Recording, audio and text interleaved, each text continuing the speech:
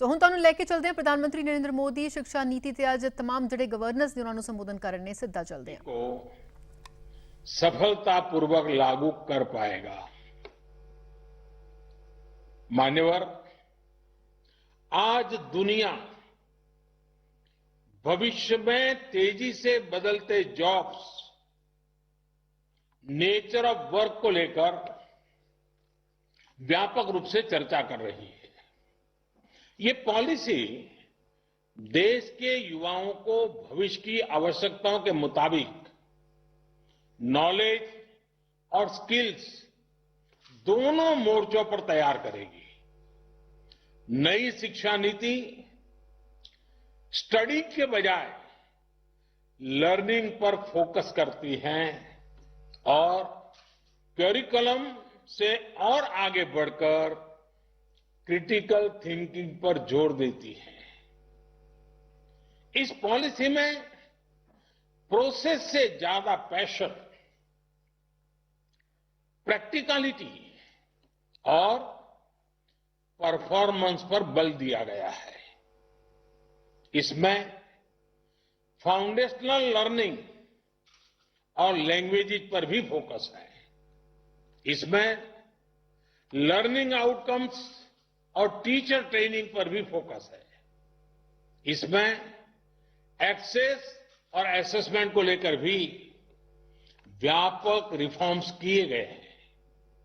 इसमें हर स्टूडेंट को एम्पावर करने का रास्ता दिखाया गया है। एक तरह से देखें तो ये वन साइज फिट्स ऑल की अप्रोच से हमारी शिक्षा व्यवस्था को बाहर निकालने का एक मजबूत प्रयास है। और आप सभी जो दिग्गज भी ये महसूस करते हैं कि ये प्रयास असामान्य है, सामान्य नहीं है। बीते दशकों से हमारे एजुकेशन सिस्टम में जो भी कमियां हमें दिखती थी, जो भी समस्याएं हमको लगती थी, उनको दूर करने के लिए विस्तार से इस पॉलिसी में चर्चा की गई है। अब जैसे लंबे समय से ये बातें उठती रही हैं कि हमारे बच्चे बैग और बोर्ड एग्जाम के बोझ तले, परिवार और समाज के दबाव तले दिनों दिन दबे जा रहे हैं। इस पॉलिसी में इस समस्या को प्रभावी तरीके से एड्रेस किया गया है। हमारे यहां तो कहा भी जाता है कि सा विद्याया विमुक्तये, यानी नॉलेज वही है जो हमारे माइंड को लिबरेट करे।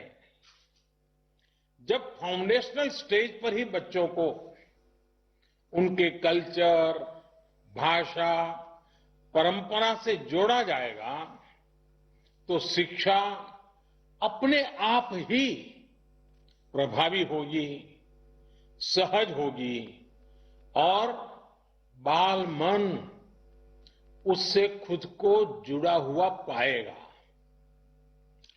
नेशनल एजुकेशन पॉलिसी में हमारे सही मायने में बिना दबाव के, बिना अभाव के और बिना प्रभाव के सीखने के लोकतांत्रिक मूल्यों को हमारी शिक्षा व्यवस्था का हिस्सा बनाया गया है।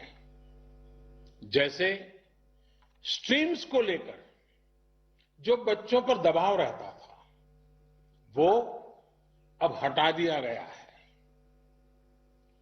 अब हमारे युवा अपने इंटरेस्ट, अपने एप्टीट्यूड के हिसाब से पढ़ाई कर सकेंगे। वरना पहले होता यह था कि दबाव के कारण विद्यार्थी अपनी क्षमता के बाहर की कोई और ही स्ट्रीम चुन लेते थे और जब तक उनको रियलाइज होता था तब तक बहुत देर हो जाती थी। परिणाम ये होता था कि या तो विद्यार्थी थक हार कर ड्रॉप कर लेता था या फिर जैसे तैसे अपना गुजारा कर लेता था, समय बिताता था। इससे किस प्रकार की समस्याएं हमारे देश में पैदा होती रही हैं, ये कितनी समस्याओं की जड़ है,